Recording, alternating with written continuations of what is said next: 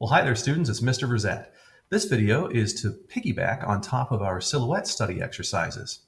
Again, all my videos on my webpage are mainly designed to supplement instruction during my live high school entertainment design class.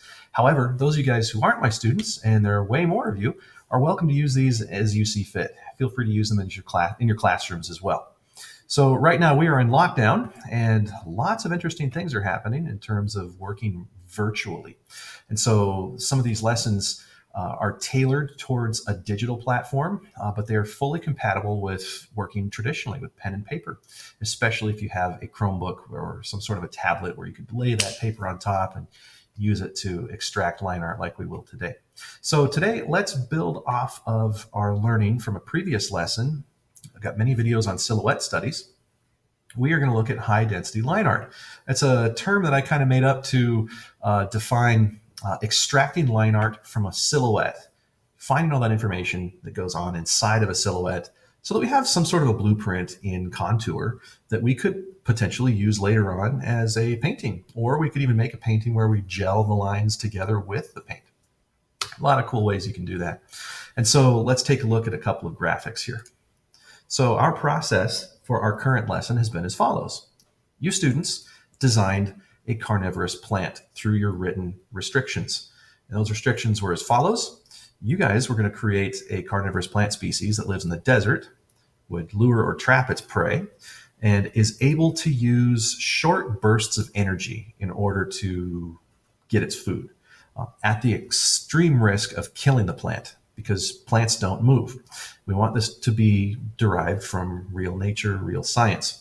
And so after you built those restrictions, you then built a mood board of photo references of a variety of different bioforms in nature, and maybe even some manufactured to help come up with some solutions. From that mood board, you've then generated about 10 silhouettes, exploring different potential designs using positive negative reversal for negative space. Mainly those of you who've been working from home traditionally have been using a Sharpie marker. And some of you have been working digitally because you have the supplies. We're now at the point where we can choose a silhouette and extract the line art. But before we do that in our lab, we need to learn how. And so I assigned students this exercise where I gave you just a very generic blob of a silhouette for some sort of an aquatic plant. And then your job is to extract line art information from it. So the process for that involves many different skill sets, but in general, you have your silhouette and you need to take it up to this level of painting eventually, right? Well, how do you make the leap? And for beginners, or even if you're working with a team or you want to communicate clearly, oftentimes line art is a very effective way to do that. And then especially if you're showing something to a client. So with line art, we need to make a leap from blobby, amorphous, kind of unknown on what's going on inside of here to more clearly defined, detailed line art. All right. Again, this is one of many hundreds of ways to do this process. Theoretically, if you have line art clearly defined, you could pass it off to another artist if, let's say, you broke your arm coming back from lunch, and they should have enough information here to, finish your design off. But what skills are going from here to here? Well, there's a number of them. Linear perspective is one. Another one, we're using line drawing skills. So line weight, contour, broken line, stipple, hatch, a variety of different things. And there's also some skills that we are not using intentionally, such as shading. The purpose of this is to be strictly like a schematic of just contour. And we're using contour to indicate where the forms turn. We're using contour to suggest 3-dimension. This thing should exist in 3-dimensional space. And so when we draw, we should be drawing as if we're drawing a 3D object. And so let's look at some of those skills that come into play. So when you're drawing, in general, I teach my students that a high density line drawing should have all the information that would be relevant in your painting. It's not just covered, head to toe in hatches and marks and such. I have another video on my webpage called Line to Detail, and we talk about where you need to have areas where your eyes rest in order for the image to make sense. Otherwise, it would just be too busy. And so what you're doing is you're hitting areas where the detail matters. So, for example, the undersides of these gills, right? That matters. Another area that we would be hitting would be where the forms would curve. And I just lost it, so let's pull this back up. There we go. It's the curse of having many different images. So for example, areas where the form starts to curve away from us, we would have some form of line art suggesting that. We would define ridges and patterns and things. So we've got like a little shelf right here that the drawing indicates there's some sort of curvature going on. So, we would use contour for that. Again, smooth surfaces. We don't cover everything. We just want enough information for it to read. But again, I'm using probably about 90% contour, about maybe 10% broken line, hatch, and stipple. Line weight's dynamic, so there are areas where it's thick and thin. It can always be improved here. In general, you want to put your line weight in the focal point and then gradually work your way out. Focal point for this image is going to be in this area, and then we will need less and less as we go out. Also, areas of creases, where creases meet, you want to have bolder line weight, and areas where there's less light. Points of tension means in bright areas, that's where the line breaks. So you might have some parts that are in the bright spots where the line starts to thin out and fizzle away, especially down here. No shading. Stay away from shading. Otherwise, you're painting over the top of all of your information. If you're going to paint digitally, what if your art director needs you to put a light source at a different angle? Then all that shading will work against you. So it's not sketchy, but it's organic. It's not stiff like we're inking something tight and vector clean, but it's not super loose. You want it to be high res, meaning like high amounts of information. If you're working digitally, have your finger on the eraser and then your other finger on the brush. So make marks, erase, add marks. So kind of constantly refining what you're drawing. Cluster your details in areas where it matters and leave some empty zones. So this top cap is a smooth thing. Big empty zone. Cluster your details up in areas, around the edges where there's surface curvature and such. And then spin the canvas. That really helps. So here's another example of an exercise for students. With this one, I take 2 photographs and then they have a blob silhouette of that. And so that kind of scaffolds them up to interpreting this photograph into a series of contours. It's very easy with organic forms like this where everything's clearly defined, but it's more difficult if you have things such as rocks. So what you want to do is look at the form and you need to interpret what's going on in the form using contours. So with the rock, we have some hard edges, but there's also lots of broken nubbies and all sorts of different scuffs and everything. So using broken line, hatch, having your lines flow along with the surface is very helpful. See how everything's going kind of up and to the left? Develop some good flow in your line art. It takes practice and time. What's lacking in these images is line weight. Generally, you want to do line weight at the very end just to make things pop, to make it more visual. But again, some techniques: contour, broken contour, cross contour. That's when you're indicating curvature of form by drawing with the change of the topography of what you're drawing. Continuous line at times really helps, especially for these rough organics. Intersecting line. So now let's take an example and I'll start to kind of draw it up and show you some of the thinking under the hood. Let's get my face out of the way here. So even if you're doing this traditionally, you could print out a silhouette, make sure it's large, fills most of the page up. It gives you surface area that you can practice in. And then slide a sheet of paper over the top of it. We call that an overlay. And what that will do is really thin out or dim the image quite a bit so that you end up seeing just a little bit of the silhouette through the paper. So it'll make the silhouette dim so that it's mostly paper that you see. And then eventually you'll get to the point where you don't need to draw over this. As you become more advanced, you just would look at your silhouettes and then draw beside it. I still, to this day, I really like to dim things out and draw on top. It really depends up to you, the artist. But let's look at what's going on here. So this is just like looking at clouds. We all may see different things. It's very normal to hand something off to another artist and they might see something completely different. But in general, the anatomy will hold, the overall design will hold together. And what I'm seeing when I look at this is, first of all, the three-dimensional nature of it. In my mind, I get this feeling that we're looking down. Like if there's a horizon right here, there might be areas where we are looking down on the subject.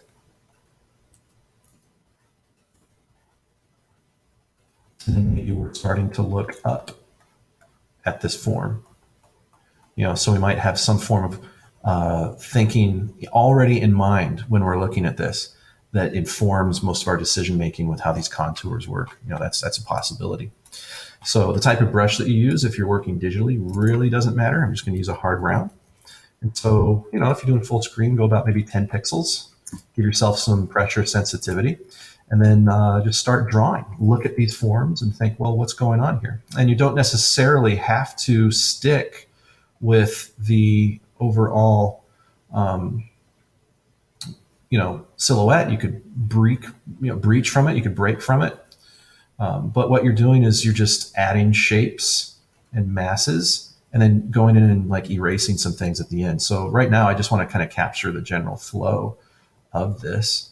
I don't know what these are, if these are segmented type tendrils or if they're roots. I might make them segmented, kind of like sea anemones maybe. But start loose and then tighten up as you go. So that means your earliest gains are going to be very apparent. You'll be covering a whole lot more space in the drawing in the earliest stages. It'll look like more is getting done. And then as you start to finish the piece, some of the time that it takes to create and refine is going to happen. You're not going to see the largest gains. That's going to be where the vast majority of your drawing is going to take place. And I don't really, right now I'm drawing kind of soft and fleshy. I think I might go more towards coral, right? So there are some visual library cues I'm acting off of here. Again, this is all what do you see in your mind. So there is no information here indicating any form of like hollow areas or holes in the image, but you can certainly do that if you wanted to. So just defining structures, and this is basically a cylinder. So if it's curving up and away, we're going to have foreshortening on the edges. And things are going to be looking at us dead on in the center. I'm going to consider that as I draw. And so most of my details are going to be compressed around these edges over here.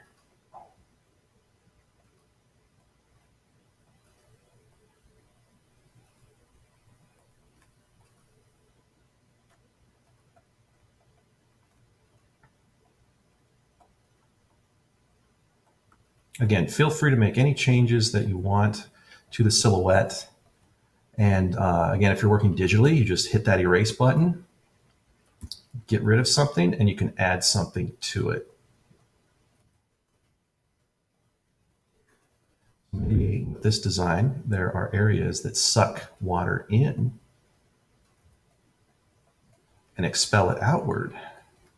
Maybe we have little fingers that are sensory apparatuses on the tips of whatever these are. Maybe they are segmented as if they're prehensile. That might be something that we would factor in as well. Maybe this is like rock. Maybe this thing here is a completely different tendril coming out from the front. If that's the case, erase, draw over.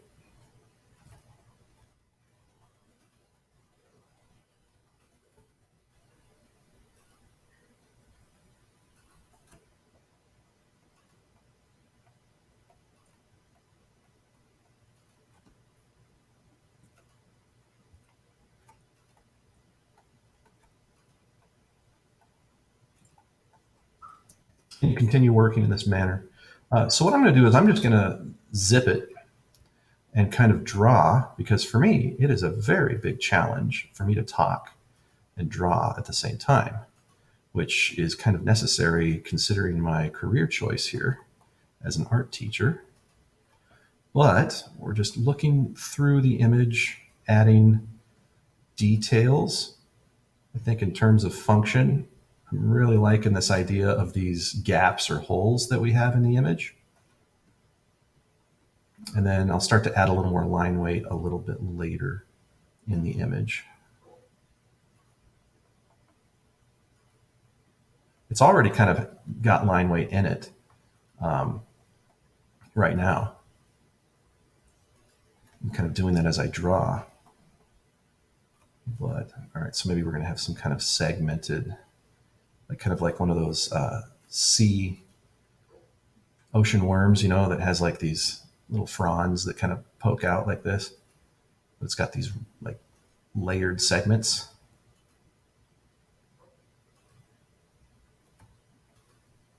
All right, a little bit on body mechanics. So right now I'm not really drawing with the finger and wrist. I'm drawing with the elbow locked. So what that means is I've got my elbow and shoulder doing all the work, which forces me to, it's essentially like drawing with a sledgehammer, right? And what that does is it means I cannot do super tight, clean detail as I draw. It forces me to be loose and sketchy as I work.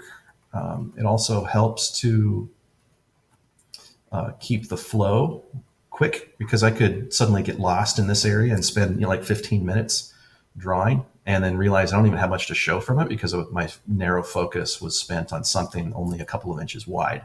And so when you draw using a different part of your arm that kind of handicaps your ability to cover tiny spaces, then it really forces you to see the big picture in what you're drawing.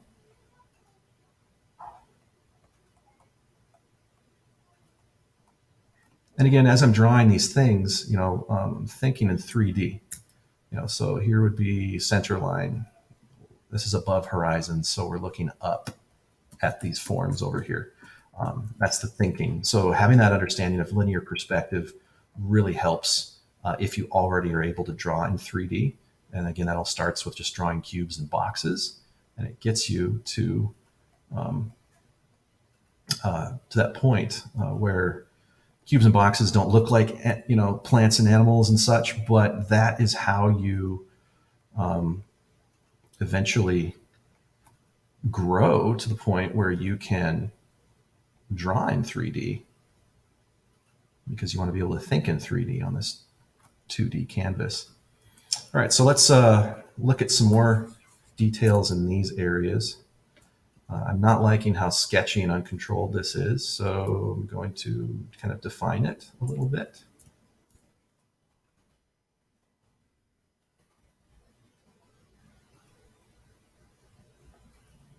So I'm indicating surface change here, curvature, areas that curve under or turn away.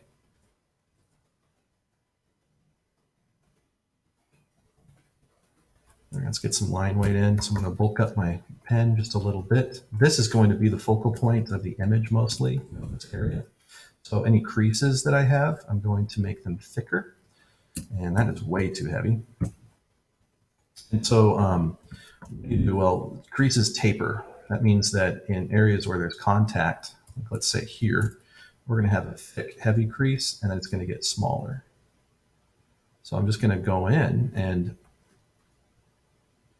have my strokes do this, where they're thick to thin.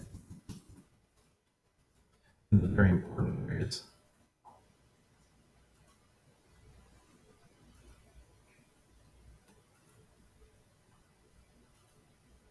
Having that change in line weight, so your strokes aren't just one big, heavy line, makes it organic, makes it dynamic, means it changes.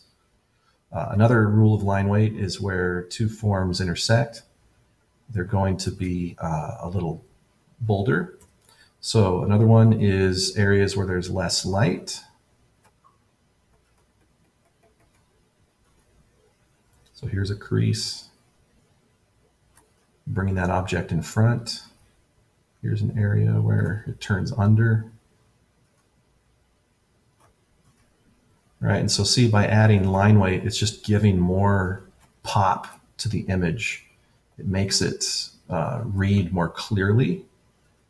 It looks cool as opposed to, being really flat. You can have fun with line weight with these tentacles. So like the undersides of them. All right, so this tentacle is in front of all of this, so I'm going to bulk up the line weight for both sides of it. which will lead me to technique number three for, or excuse me, number two for line weight, and that is where there's less light. That side will get the heavier line. So I don't want two even thicknesses on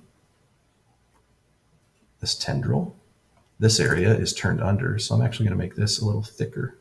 This isn't shading, this is just enhancing the thickness of the contour in certain areas. Let's make it segmented.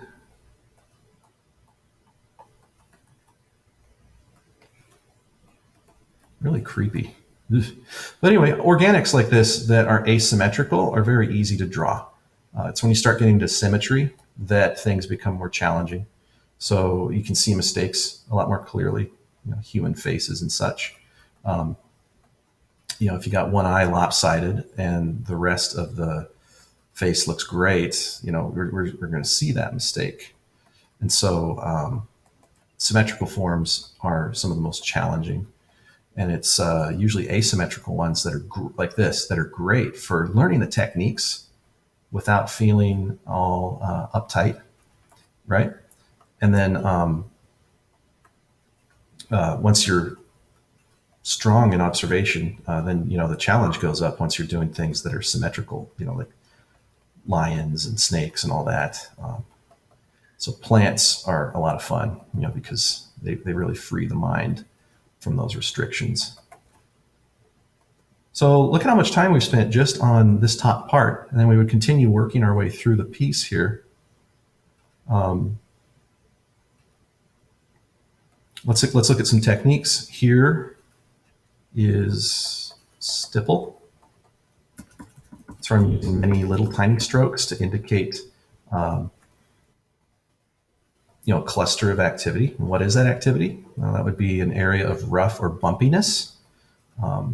Okay, here's like a raised ridge we could put in here. That'd be cool. Maybe each of these craters has a little bit of a ridge around it. Other techniques. So continuous line drawing, a little bit of that, especially around the outside edges here. Hatch.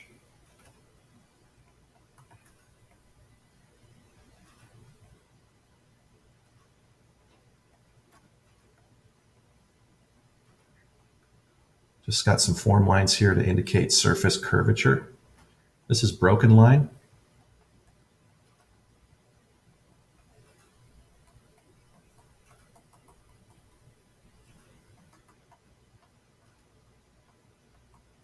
Indicating some surface curvature here. It's already starting to come together, right? And so my arm is actually warming up a little bit more, so it's starting to get easier to draw. And your mind, with these tiny little scaffolds that we've just drawn here, might be able to start to pick out like forms and shapes already, naturally. So maybe we got another kind of a complex root that's here. Let's have it maybe get thicker as it goes down and then branch into two different types of roots. So coral gets very rocky along the base, and then very loose and organic and flowy with the newer areas, because that's where the soft tissue is. The older parts of the coral, that's all the calcium that's becomes its home. So maybe we can start playing with a little bit of rock texture down here. So notice how my lines are changing. They're not as loose and round. They're starting to get very kind of janky and rock-like, maybe. So again, where am I putting the detail? I'm putting detail where the form is turning away from us. So change in direction, where like a soda pop can, like a cylinder. In those areas, you're going to have more of your details around the outside edges as it curves away from the eye, because that multiplies all those details on top of each other, and then less in the center.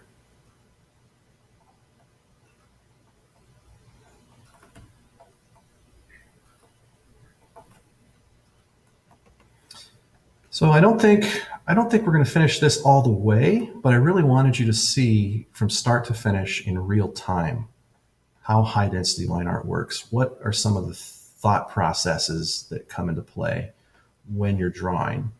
You know, how do you go about doing it? Where do you put the details and why? Right? And it's a process. I mean, I'm growing constantly. I don't have this all down. The more I do it, the more I learn. Same for you guys. You'll outstrip me. If you're in high school right now learning these techniques, I didn't learn these till I was in my 30s. So it probably shows. So I think practice. Give yourself lots of grace. That means if you've never done this before, don't expect it to be natural and easy. If you're working a new muscle group for your body, it's going to be sore. You're going to feel it, man. So give yourself time and room to grow as you're experimenting with these techniques. Um, Really get in the zone, get focused. Like as you've seen, I haven't stopped once since I started drawing this. As a matter of fact, I haven't let my arm stop moving. That's one of the ways that we can get um, such progress in what we do, because you get what we call jacked in, almost like you're getting jacked into the matrix. Coders use that as well. Once they get into mental flow, they just start coding and coding and coding and coding. And then, if someone comes in the room and distracts them, it breaks their thought process, and it's kind of frustrating. Same thing with art, right?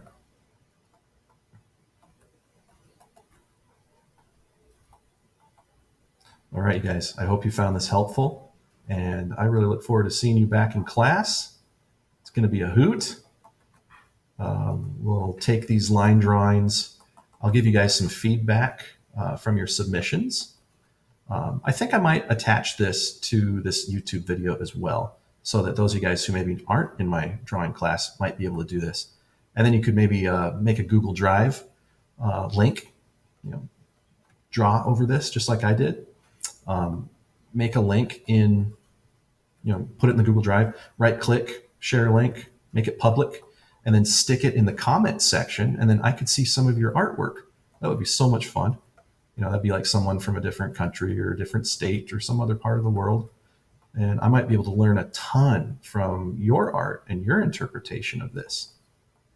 All right, everybody. So have a wonderful day. Take care.